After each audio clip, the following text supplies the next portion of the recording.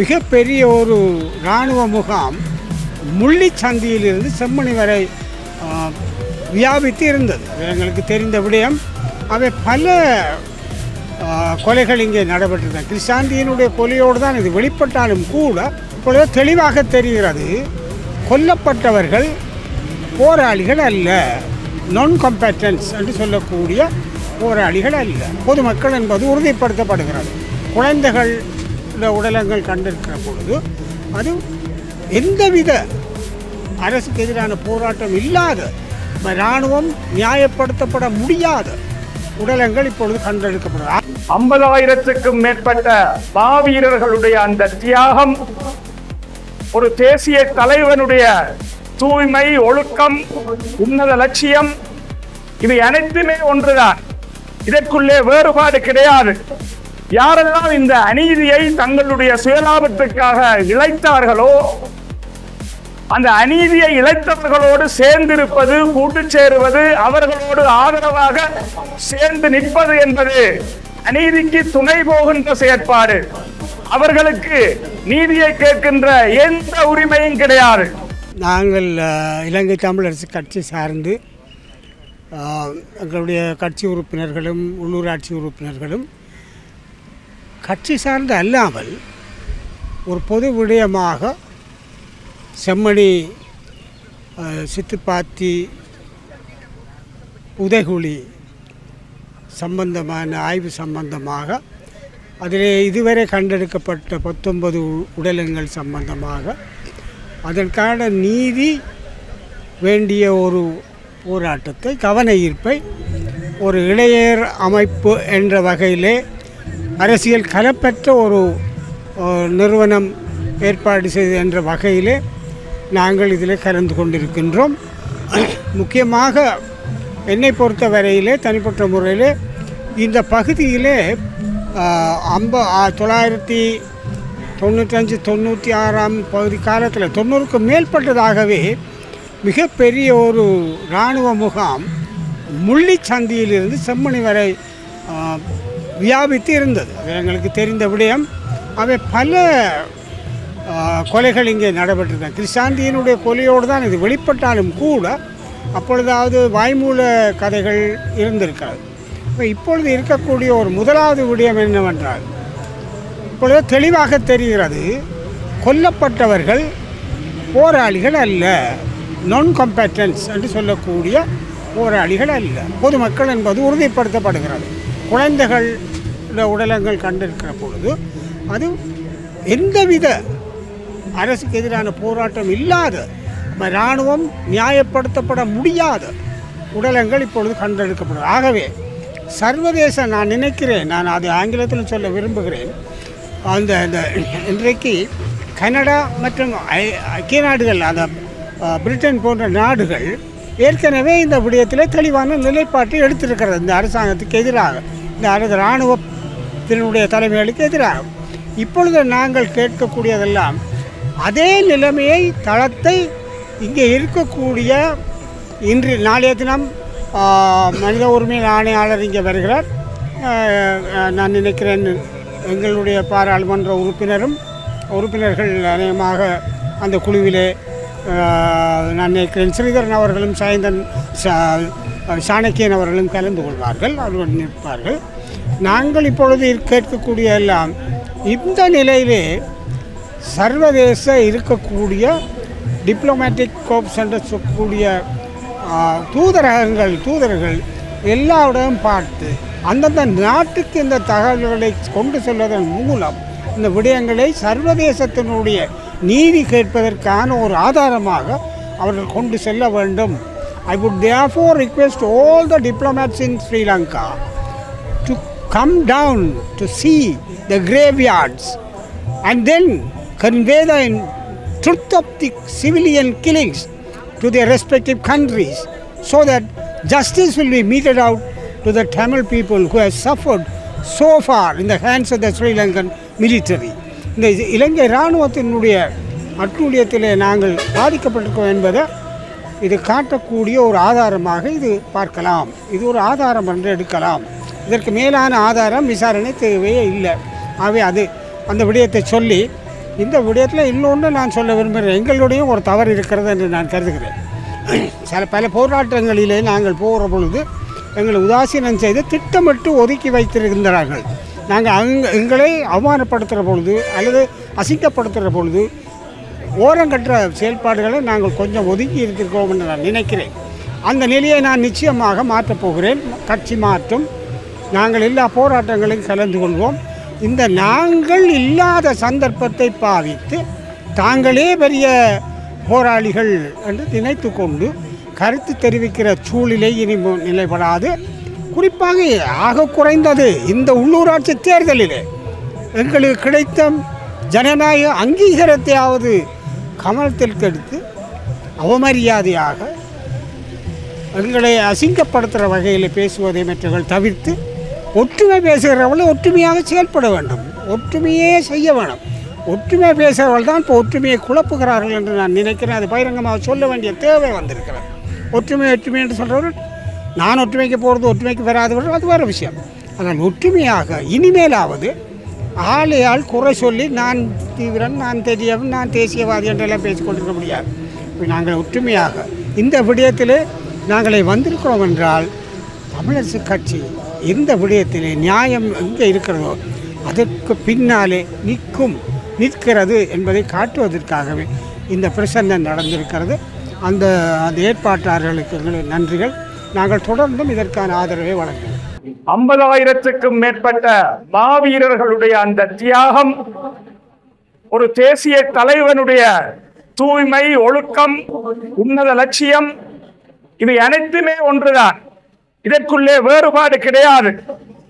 இதிலே தங்களை தியாகம் செய்திருக்கக்கூடிய அத்தனை பொதுமக்கள் அவ்வப்போது காலத்துக்கு காலம் ஒவ்வொரு இனக்கலவரங்கள் ஊடாகவும் பல்வேறு சம்பவங்கள் ஊடாகவும் படுகொலை செய்யப்பட்டு துண்டு துண்டுகளாக வெட்டி கொலை செய்யப்பட்டு புதைக்கப்பட்ட அத்தனை உயிர்களுடைய ஆத்மாக்களுடைய அந்த வேதனைகளும் துயரங்களும் கதறங்களும் பச்சிளம் குழந்தைகளாக இருக்கட்டும், பெண்களாக இருக்கட்டும், வயோதிபர்களாக இருக்கட்டும், எந்தவித ஈவிரக்கமும் இல்லாமல் நடைபெற்றிருக்கக்கூடிய அத்தனை அநீதியான செயல்களுக்கும் நிச்சயமாக இயற்கையாலே நீதி நிலைநாட்டப்படும். இதைத்தான் ஆன்மீகம் அடிப்படையிலே எடுத்து கூறுகிறது. யாரெல்லாம் இந்த அநீதியை தங்களுடைய சுயலாபத்துக்காக இழைத்தார்களோ, அந்த அநீதியை இழைத்தவர்களோடு சேர்ந்திருப்பது, கூட்டு சேருவது, அவர்களோடு ஆதரவாக சேர்ந்து நிற்பது என்பது அநீதிக்கு துணை போகின்ற செயற்பாடு. அவர்களுக்கு நீதியை கேட்கின்ற எந்த உரிமையும் கிடையாது. எல்லளவும் அவர்களுக்கு அருகதை கிடையாது. அப்படியானவர்களுடைய போலித்தனங்களையும் அநீதி நடந்த தரப்புகளுக்கு ஆதரவு கொடுத்து அவர்களோடும் சேர்ந்திருந்து அடுத்த நாள் அல்லது அன்று மாலையிலேயே நீதி கேட்கின்ற போராட்டங்களிலும் வந்து அமர்ந்திருந்து புகைப்படங்களை எடுத்துக்கொண்டு செல்லுகின்ற இந்த போலித்தனங்களை, போலியானவர்களை எங்களுடைய உறவுகள் அடையாளம் காண வேண்டும். அவர்களை தமிழ் தேசிய அரசியல் பரப்பிலிருந்து முற்றாக ஒதுக்க வேண்டும். இது நீதிக்கான குரல். எந்த ஒரு தனி மனிதனுக்கு எதிராகவோ, எந்த ஒரு கட்சிக்கு எதிராகவோ, எந்த ஒரு அமைப்புக்கு எதிராகவோ சொல்லப்படுகின்ற விடயம் அல்ல. இன்றைய காலத்திலே போலித்தனங்களும், பொய்த்தனங்களும், கபடத்தனங்களும், சுத்துமாற்றுக்களும், சூழ்ச்சிகளும், நரித்தனங்களும் பெருகி இருக்கக்கூடிய சூழ்நிலையிலே தங்களை பெரியவர்களாக, உத்தமர்களாக காட்டிக் கொண்டு வலம் வருகின்ற அத்தனை பேரையும் மக்கள் ஒன்று திரண்டு எதிர்க்க வேண்டும். அதுதான் உண்மையான நீதியாக இருக்கும். காலையிலே ஒரு போராட்டம் நடைபெறும் பொழுது ஒரு மணி நேரம் வந்து அமர்ந்திருந்து நாங்கள் நீதிக்காக போராடுகிறோம் என்று சொல்லி வாக்கரசியலுக்காக, தேர்தல் அரசியலுக்காக, பதவிகளுக்காக, ஸ்ரீலங்கா அரசு வீசுகின்ற சலுகைகளுக்காக, ஸ்ரீலங்கா அரசோடு இணைந்து செம்மணி படுகொலை செய்திருக்கக்கூடிய ஒட்டுக்குழுக்கள், துரோக குழுக்களோடு இணைந்து நிற்கக்கூடிய நிலையிலே அவர்கள் இந்த போராட்டங்களிலே பங்கு பெற்றுவதற்கு எந்த அருகதையும் இல்லாதவர்கள். யார் ஒருவர் நீதியாக நடக்கின்றாரோ அவரே நீதியை நிலைநாட்டக்கூடிய சக்தியுடையவர், வல்லமை உடையவர். ஆன்மீக தலைவர்களாக, மத தலைவர்களாக நாங்கள் நீதியின்படி நடக்கின்றோம். நாங்கள் தவறு விடுகின்றோம் என்றால் உங்கள் அனைவருக்கும் சுட்டி காட்டக்கூடிய உரிமை இருக்கிறது. நீங்கள் ஒவ்வொருவரும் எமது அரசியலிலே இருக்கக்கூடிய அரசியல் பிரதிநிதிகள் ஒவ்வொருவரும் தங்களுடைய இதயத்தை தொட்டு கேட்க வேண்டும். நான் உண்மையிலேயே தமிழினத்துக்காக, நீதிக்காக நான் 24 மணி நேரமும் 7 நாட்களும் என்னுடைய வாழ்க்கையிலே நான் அரசியல் பாதையை தெரிவு செய்திருந்தால் அதற்காக உண்மையான அர்ப்பணிப்போடு நான் இருக்கின்றேனா இல்லையா என்பதை ஒவ்வொருவரும் தங்களுடைய மனச்சாட்சியை தொட்டு கேட்க வேண்டும். அனைவருக்கும் மறைத்து எந்த செய்தியையும் செய்துவிடலாம், எந்த செயலையும் நடாத்தி விடலாம். ஆனால் இறைவனுக்கு மறைத்து, இயற்கைக்கு மறைத்து, அத்தனை தியாகங்களுக்கும் மறைத்து எந்த செய்தியையும் செய்துவிட முடியாது, எந்த செயலையும் செய்துவிட முடியாது. அந்த மனச்சாட்சி உறுத்தி கொண்டேதான் இருக்கும். வலிந்து காணாமலாக்கப்பட்ட உறவுகள், எங்களுடைய தாய்மார்கள் எத்தனை காலமாக 2009க்கு பிற்பாடு கடந்த 16 வருடங்களாக தொடர்ச்சியாக வீதி வீதியாக அவர்கள் நீதிக்காக போராடி வருகின்றார்கள். என்னுடைய அப்பா உயிரோடு இருக்கின்றாரா இல்லையா, என்னுடைய கணவன் உயிரோடு இருக்கின்றாரா இல்லையா, என்னுடைய மகன் உயிரோடு இருக்கின்றாரா இல்லையா என்று அவர்கள் போராடி கொண்டிருக்கக்கூடிய சூழ்நிலையிலே சர்வதேச நீதியை கேட்டு அவர்களுடைய அந்த கண்ணீரும் அந்த துன்பமும் நிச்சயமாக எங்களுக்கு நீதியை பெற்றுத்தரும். அதுதான் இயற்கையும் ஆன்மீகமும் அத்தனை சமயங்களும் காட்டி நிற்கின்ற அடிப்படையாக இருக்கிறது. ஆகவே இந்த ஒரு கவன ஈர்ப்பு போராட்டம் அணையா விளக்கு என்று பெயரிடப்பட்டிருக்கிறது. இந்த அணையா விளக்கு என்பது எங்கள் ஒவ்வொருவருடைய இதயங்களிலும் மனங்களிலும் ஏற்றப்பட வேண்டும். எங்களுக்குள்ளே இருக்கின்ற இந்த இருள், பேராசை, சுயநலம், பதவி ஆசை, அதிகாரம், பணம் உழைக்க வேண்டும் என்கின்ற ஆசை, பெயர் பெற வேண்டும் என்கின்ற ஆசை, புகழ் வர வேண்டும் என்கின்ற ஆசை என்று அகங்காரத்தை மையமாக வைத்து வருகின்ற அத்தனை ஆசைகளுமே அறியாமையில் இருந்து பிறக்கின்றன. அவை அத்தனையுமே இருளைத்தான் குறிக்கின்றன. ஆகவே இந்த விளக்கு என்பது ஒளி வெளிச்சத்தை குறிக்கிறது. இந்த வெளிச்சம் என்பது அனைத்து சமயங்களிலும் அறிவு நிலையை, அன்பை எடுத்து காட்டுகின்ற ஒரு சூழலிலே இந்த வெளிச்சம் எங்கள் மனங்களிலே, எங்கள் இதயங்களிலே பிறக்கட்டும். எப்பொழுது நாங்கள் அனைவரும் நீதியானவர்களாக, உண்மையானவர்களாக, அர்ப்பணிப்பு உடையவர்களாக எங்களை நாங்கள், எங்களுடைய வாழ்க்கையை நாங்கள் அமைத்துக் கொள்கின்றோமோ அப்பொழுதுதான் எங்களுடைய ஈழத் தமிழர்களுடைய இறுதி இலட்சியம், இறுதி இலக்கு எட்டப்படும். அதுவரை இறுதி இலட்சியத்தை எட்டுவதற்காக நாங்கள் உழைக்கின்றோம், நாங்கள் தமிழ் தேசியத்தை கடைபிடிக்கின்றோம் என்று போலித்தனமாக சொல்லிக்கொண்டு பொய் அரசியல் செய்கின்ற, வாக்கு அரசியல் செய்கின்ற வேறு சக்திகளாலும் வேறு வல்லரசுகளாலும் வழிநடத்தப்படுகின்ற அத்தனை போலி அரசியல்வாதிகளையும் போலித்தனங்களையும் எங்களுடைய உறவுகள் முற்றுமுழுதாக ஓரங்கட்ட வேண்டும். அவர்களுக்கு தகுந்த பாடம் புகட்ட வேண்டும். அரசியல் என்பது அதி உன்னதமான விடயம். ஒரு நாட்டிலே அரசியலை செய்வது என்பது மன்னனுடைய ஆட்சி காலமாக இருக்கட்டும், ஜனநாயக வழியிலே மக்களாலே தெரிவு செய்யப்படுகின்ற பிரதிநிதித்துவ ஆட்சியாக இருக்கட்டும், அது மிகவும் ஒரு உன்னதமான விடயமாக இருக்கிறது. அதை புனிதமாக நாங்கள் கருதி செய்யும் தொழிலே தெய்வம் என்கின்ற அடிப்படையிலே எங்களுடைய வாழ்க்கையை நாங்கள் வாழ்வோமாக இருந்தால் எங்களுக்குரிய, ஈழத்தமிழர்களுக்குரிய நீதி என்பது வெகு தொலைவிலே இல்லை. அதையிட்டு நாங்கள் அனைவரும் இந்த நீதிக்காக குரல் கொடுக்க வேண்டும். ஒற்றுமை என்கின்ற பெயரிலே ஒற்றுமை வேண்டும், ஒற்றுமை வேண்டும், அனைவரும் ஒற்றுமைப்பட வேண்டும் என்ற அடிப்படை கொள்கையிலே கொள்கை இல்லாதவர்களோடு, நீதியோடு நடக்காதவர்களோடு ஒற்றுமை என்பது சாத்தியமில்லை. கடந்த காலங்களிலே எங்களுடைய உறவுகளை அளித்திருக்கக்கூடியவர்கள், எங்களுடைய இனப்படுகொலை எங்கள் இனத்தின் மீது நடத்தப்பட்ட போது அதற்கு துணை போனவர்கள், அவர்களும் நிச்சயமாக மன்னிக்கப்பட மாட்டார்கள். ஆன்மீக நூல்கள் சொல்கின்றன, ஒரு குற்றத்தை ஒருவன் செய்கின்றானாக இருந்தால் அந்த குற்றத்தை செய்பவன் மட்டுமல்ல, அந்த குற்றத்தை சும்மா பார்த்து கொண்டு வேடிக்கை பார்த்து கொண்டு இருப்பவன், அந்த குற்றத்தை செய்வதற்கு துணை போவன், அந்த குற்றத்துக்கு அந்த குற்றம் இழைக்கப்படுவதற்கு நேரடியாகவோ மறைமுகமாகவோ உதவி செய்பவன், அத்தனை பேருமே குற்றவாளிகள் தான். அதிலிருந்து யாருமே தப்பிவிட முடியாது. ஆக அந்த அடிப்படையிலே எங்களுடைய இனத்தினுடைய விடுதலை பயணம் என்பது 100 ஆண்டுகளை நெருங்கக்கூடிய சூழ்நிலையிலே கடந்த 75 வருடங்களாக ஈழத்தமிழர்களாக நீதி கோரி போராடுகின்ற இந்த அடிப்படையிலே எங்களுடைய இலக்கை நோக்கிய பயணத்திலே எங்களுடைய உறவுகள் அனைவரும் ஒருங்கிணைந்து வந்து இணைய வேண்டும்.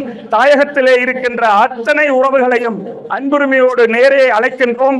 செம்மணிக்கு வாருங்கள், இன்றும் நாளையும் நீங்கள் இங்கே திரண்டு வாருங்கள். உங்களுடைய அந்த திரட்சி என்பது உங்களால் முடிந்த நேரத்தை இந்த போராட்டத்துக்கு ஒதுக்கி நீங்கள் இங்கே வந்து இதிலே பங்கு பெற்றும் பொழுது நீதியை நிலைநாட்டுகின்ற செயற்பாட்டுக்கு நீங்களும் பங்களிக்கின்றீர்கள் என்று சொல்லி, உண்மையிலேயே நீதியாக இருப்பவர்கள் மட்டும் வாருங்கள், போலித்தனமாக நீதியாக நடக்காதவர்கள் இந்த போராட்டத்திலே வந்து பங்கு பெற்றி இந்த போராட்டத்தை கொச்சைப்படுத்த வேண்டாம். நீதியின்படி நான் நடக்கின்றேன் என்றால் இந்த போராட்டத்திலே பங்கு பெற்றுவதற்கு உங்களுக்கு தகுதி இருக்கின்றது, உங்களுக்கு உரிமை இருக்கின்றது. உங்களுடைய மனச்சாட்சி தான் உங்களுக்கு நீதிபதி. உங்களுடைய மனச்சாட்சியை தவிர வேறு எவராலும் உங்களை கணித்து விட முடியாது, உங்களை பற்றி எதிர்வு கூற முடியாது.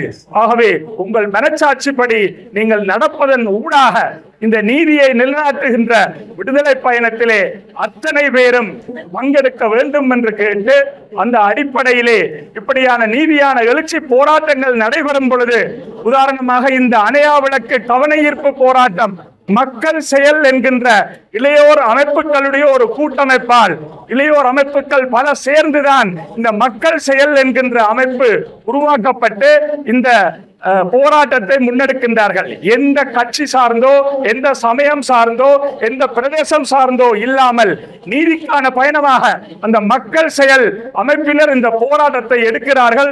ஒரு போராட்டம் எழுச்சி பெறும் பொழுது பல பேர் வருவார்கள், இறுதியிலே வருவார்கள், வந்து இணைவார்கள், இணைந்து போராட்டத்தை குழப்புவார்கள். போராட்டத்தை குழப்பியது மட்டுமல்ல, தாங்கள் தான் போராட்டத்தை நடாத்தினோம், தாங்கள் தான் போராட்டத்துக்கு வெற்றி கொண்டாடினோம். இந்த போராட்டத்திலே பங்கு பெற்றிய அந்த உரிமையை கோர முடியுமே தவிர, அதன்படி இந்த போராட்டத்தினுடைய ஏற்பாட்டு மக்கள் செயல் அமைப்பு பிரதான ஏற்பாடுகளை செய்து வருகிறது. அதன் அந்த முக்கியத்துவத்தை அவர்கள் இதற்காக தங்களை அர்ப்பணித்து செய்கின்ற ஏற்பாடுகளை அனைவரும் மதித்து நடக்க வேண்டும். அதுதான் நீதி. அப்படியான ஒரு அடிப்படையிலே இந்த நீதியுரையிலே நிறைவாக, நீதியை நிதியினாலே பெற்றுக்கொள்ள முடியாது. இன்று நிதி என்பது, பொருளாதாரம் என்பது உலகளாவிய ரீதியிலே பேசப்படுகின்ற ஒரு பேசுபொருள். அந்த அடிப்படையிலே இன்று நீதியானது நிதியினாலே தீர்மானிக்கப்படுகின்ற சூழலும், நீதியானது தங்களுக்கு தேவை இருந்தால் அதற்காக செய்யப்படுகின்ற செயற்பாடுகளாலே தீர்மானிக்கப்படுகின்ற சூழலும் இங்கு காணப்படக்கூடிய ஒரு சூழ்நிலையிலே, எங்களுடைய உறவுகள், தாயகத்திலே வாழ்ந்து கொண்டிருக்கின்ற எங்களுடைய தமிழ் உறவுகள், புலம்பெயர்ந்து வாழுகின்ற எங்களுடைய தமிழ் உறவுகள், தமிழகத்திலே வாழ்ந்து கொண்டிருக்கிற தமிழீழ விடுதலைக்காக அர்ப்பணித்திருக்கின்ற உறவுகள் என்று அனைவரும் உலகளாவிய ரீதியிலே தமிழர்களாக எங்களுடைய இன விடுதலைக்காக, உரிமைகளுக்காக, தேச விடுதலைக்காக ஒன்றிணைந்து பயணிக்கும் பொழுதுதான் நாங்கள் உண்மையான நீதியை பெறுவோம். அந்த நீதிக்கு நாங்கள் தலை சாய்க்க முடியும் என்று சொல்லி, இந்த ஒரு சந்தர்ப்பத்துக்கு இந்த மக்கள் செயல் ஏற்பாட்டாளர்களுக்கு நன்றி பாராட்டி என்னுடைய நீதி உரையை நிறைவு செய்கின்றேன். எங்களுடைய மண்ணிலே தமிழ் உணர்வை காக்க தங்களை ஆகுதியாக்கிய அத்தனை ஆன்மாக்களையும் இந்த நேரத்தில் எண்ணி அவர்களுக்காக பிரார்த்தனை செய்கிறேன். அந்த தமிழ் உணர்வின் மேல் இருக்கிற தாகத்தினால் நீதி கோரி, உண்மை பேசி, எங்களுடைய வாழ்வின் மூலமாக ஒரு தீர்வை பெற்றுக் கொள்ள வேண்டும் என்று தன்னார்வ இளைஞர்களாலும் இன்னும் பொது நோக்கம் கொண்ட மக்களாலும் ஏற்பாடு செய்யப்பட்ட இந்த அணையா விளக்கு எதிர்ப்பு போராட்டத்திலே கலந்து கொண்டிருக்கிற நல் உள்ளங்கள் அத்தனை பேருக்கும் என்னுடைய காலை வணக்கங்களை கூறி மகிழ்கின்றேன். மாநில காவலனாவான் மன்னுயிர் காக்கும் காலை தானதனுக்கிடையூர் தன்னால் தன் பரிசனத்தால் ஊனமிகு பகைத்துரத்தால் கல்வரால் உயிர்தம்மால் ஆனபயம் ஐந்தும் தீர்த்து அறம் காப்பான் அல்லனோ என்று சொல்லுகிறது பெரிய புராணத்தில் நீதியின் படலம். ஒரு மக்களை, உலகத்தை காக்கின்ற அரசன் அல்லது தலைவன் தன்னுடைய மக்களை தன்னால், தன்னுடைய உறவுகளால், கல்வர்களால், பகைவர்களால், பிற உயிர்களால் வருகின்ற 5 விதமான ஆபத்துக்களில் இருந்து அவர்களை காப்பாற்றி உலகில் அறத்தை நிலைநாட்டுபவனாக இருக்க வேண்டும் அல்லவா என்று தமிழர்களாகிய எங்களுக்கு பாடம் சொல்லி தந்த அந்த நீதியின் படலத்தை எண்ணி பார்க்கின்ற பொழுது நாங்கள் எங்களுடைய அறிவு தெளிந்த காலம் தொடக்கம், இலங்கை தேசம் அந்நியர் ஆட்சியில் இருந்து சுதந்திரம் பெற்ற காலம் தொடக்கம் இன்று வரையில் தமிழர் பகுதிகளுக்கோ தமிழ் மக்களுக்கோ ஒரு சுயமான, நலமான, ஆரோக்கியமான, உண்மையான, நீதியான ஆட்சி கிடைக்கவில்லை. அதனால் நாம் எங்களுடைய தமிழ் உணர்வுகளையும் வாழ்வியல் உரிமைகளையும் குழி தோண்டி புதைத்து விட்டோம் என்கின்ற ஒரு நிலையிலேயே ஆதங்கத்தோடு, ஏக்க பெருமூச்சோடு இந்த இடத்திலே இருக்கிறோம். நாம் கடந்து வந்த பாதையை பல வழிகளில் சிந்திக்கின்ற பொழுது எங்களுடைய இழப்புகள், இன்னும் நாங்கள் இழந்து கொண்டிருப்பவைகளை பட்டியலிட்டாலும் அதற்குரிய தீர்வுகளை எங்களுடைய இலங்கையின் உட்கட்டமைப்பு பெற்றுத்தருமா என்று சொன்னால் அது இல்லை என்றே சொல்ல முடியும்.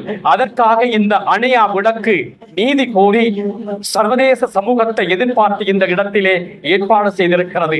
சர்வதேச சமூகம் ஒன்றுதான் இதிலே தலையிட்டு உண்மையான தமிழர்கள் இழந்த இழப்புகளையும், அவர்கள் இழந்து கொண்டிருப்பவைகளையும், அவர்களுக்கு கிடைக்கக்கூடிய உரிமைகளையும், ஏற்பட்ட இழப்புகளுக்கு தீர்வுகளையும் பெற்றுத்தர முடியும் என்ற ஒரு அதீத நம்பிக்கையிலே நாம் இந்த இடத்திலே கூடியிருக்கிறோம். நாளை ஐநாவினுடைய உத்தியோகத்தர் இங்கே வர இருப்பதனால் அவருக்கு இந்த விடயத்தை தெரியப்படுத்தும் ஒரு நோக்கமாகவும் நாங்கள் இந்த இடத்திலே இருக்கிறோம். ஆகவே நாங்கள் ஒவ்வொருவரும் இந்த இடத்தில் இருந்து சிந்திக்க வேண்டிய முக்கியமான விடயம், நாங்கள் எத்தனையோ புதைகுழிகளை இன்று கண்டுவிட்டோம். இந்த புதைகுழிகளுக்குள்ளே மனிதர்கள், தமிழ் மக்களாகிய எங்களுடைய சகோதரர்களுடைய எலும்புக்கூடுகள் உண்டு. எப்படி இந்த புதைகுழிகள் இப்படிப்பட்ட எலும்புக்கூடுகளை கொண்டு அமைதியாக இருக்கிறதோ இன்று எங்களுடைய வாழ்க்கையும் பல நேரங்களில் அப்படியே இருக்கிறது. இந்த புதைகுழிகளைப் போல எங்களுடைய தனிமனித வாழ்க்கை மாறிவிட்டது. எங்களுக்கு உண்மைகள் தெரியும், எங்களுக்கு நீதியின் பாதை விளங்கும், என்ன நடக்கிறது என்று சரியாக சிந்திக்கக்கூடிய ஆற்றலும் பக்குவமும் அறிவும் எங்களுக்கு உண்டு. இருந்தாலும் நாங்கள் ஒருவரும் முன்வருவது இல்லை என்பதுதான் நாங்கள் ஒவ்வொருவரும் சிந்திக்க வேண்டிய ஒன்றாக இருக்கிறது. இந்த போராட்டத்திலும் கூட பல்லாயிரக்கணக்கான மக்கள் ஒன்று சேர்ந்தால் சர்வதேசம் ஒரு கணம் எங்களை திரும்பி பார்க்கும். அவ்வளவு தூரம் இன்னும் நாங்கள் ஒன்றிய முடியாமல் இருப்பதற்கு காரணம் எங்களுக்குள்ளே நல்ல ஒற்றுமையும் புரிந்துணர்வும் இல்லை. நாங்கள் ஒவ்வொருவரும் எங்களுடைய சுயநலத்தையும் கட்சி அரசியல்களையும் நான் வாழ வேண்டும் என்ற குறுகிய மனப்பான்மையும் கொண்டு வாழ்வதனால் பொதுநல சிந்தனை குறைந்து கொண்டு போகிறது.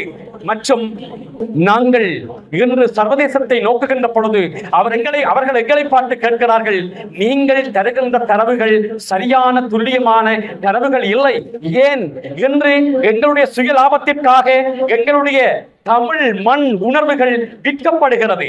நாங்கள் லாபம் பெற வேண்டும் என்கின்ற ஒரே காரணத்தினால் எங்களுடைய பொய்யான தரவுகள் பதிவேற்றம் செய்யப்படுகின்றது. உண்மைக்கு புறம்பான, நீதிக்கு எதிரான தரவுகளை எங்களுடைய தலைமைகள் சில வேளைகளில் மாற்றானுக்கு எடுத்து காட்டுகின்ற நிலையினால் உண்மை என்னவென்று தெரியாமல் நீதி கோருகின்ற மக்களுக்கு சரியான நீதி இல்லாமல் இருக்கிறது.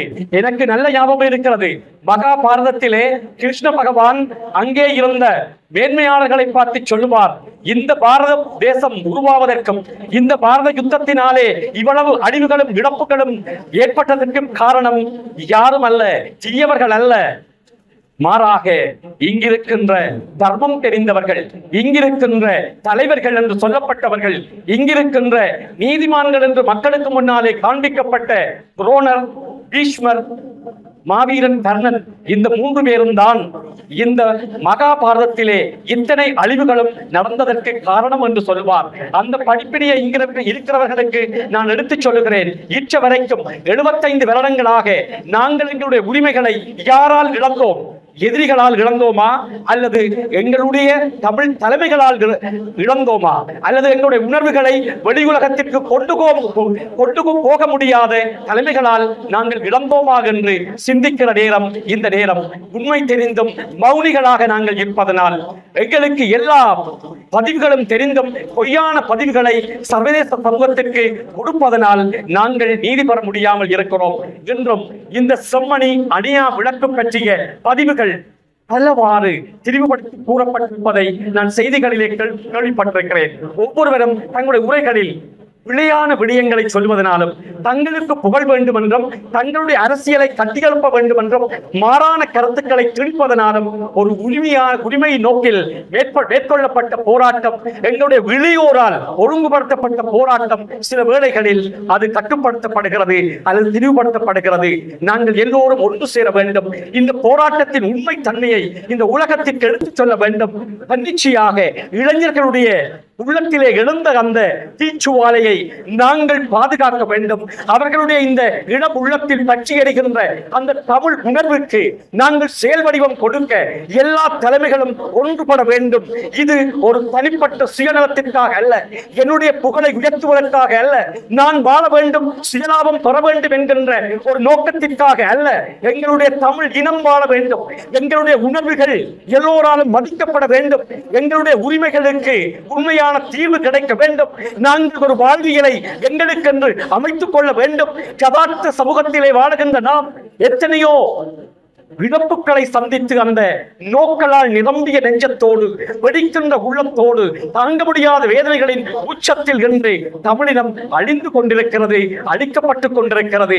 எங்களுடைய தமிழ் பகுதிகளிலே தரவுகள் சொல்லுகின்றன, ஒரு நாளில் 8 பேர் தற்கொலை செய்து கொள்கிறார்கள்.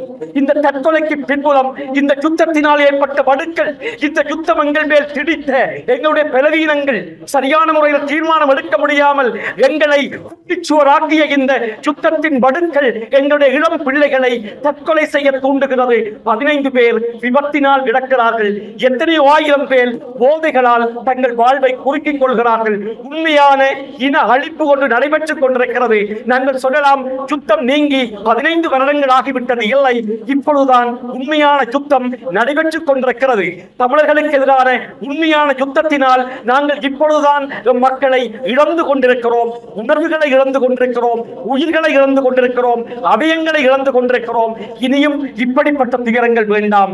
எத்தனை பேரை தொலைத்து விட்டோம், எத்தனை பேரை காணவில்லை என்று தேடுகிறோம், எத்தனை பேர் எங்களோடு நடைப்பணங்களாக வாழ்ந்து கொண்டிருக்கிறார்கள், எத்தனை பேர் உயிர் இருந்தும் உணர்வற்றவர்களாக தெரிகிறார்கள். அப்படிப்பட்ட நிலையில் இருந்து தமிழர் தாயகத்தை காக்க வேண்டும் என்றால் நாங்கள் மீண்டும் ஒன்றுடைய வேண்டும். வைகளும் வைகள் வரக்கென்று வெதினார், வைகளும் வைகளை வகுனர் என்பொருவார், வைகளும் வைகல்பம் வாழ்நாள் மேல் வைகள் வைகளை வகுனரார் தார் என்று சொல்லுகிறது நாளடியார். காலம், நேரம், வாய்ப்புகள், சந்தர்ப்பங்கள் எப்போதும் கிடைக்காது. இதோ இந்த அரிய இளையோரால் ஏற்படுத்தப்பட்ட ஒரு உன்னதமான நிகழ்வு இது. இது எங்கள் எல்லோருக்கும் கிடைத்த வாய்ப்பு. எங்களுடைய தமிழ் தலைமைகள் ஒன்று சேர கிடைத்த ஒரு வாய்ப்பு. ஒற்றுமையை பலம் என்று சொல்லுவார்கள். தமிழினம் ஒன்றுபட்டால் இந்த உலகத்தையே நாங்கள் சாதனைக்குரியவர்களாக மாற்றிக்கொள்ளலாம். அப்படிப்பட்ட இந்த வாய்ப்புகளை சரியாக பயன்படுத்தி எல்லோரும் ஒன்றுபட கரம் பற்றி எங்களுடைய இந்த போராட்டத்திற்கு ஒரு தீர்வை பெற்றுக் கொள்ள உழைப்போம். தமிழர்களுடைய வாழ்வு என்றும் உலகத்திற்கு ஒரு சவால் மிக்கதாக மாற நாங்கள் ஒன்றுபடுவோம், செயல்படுவோம். நன்றி.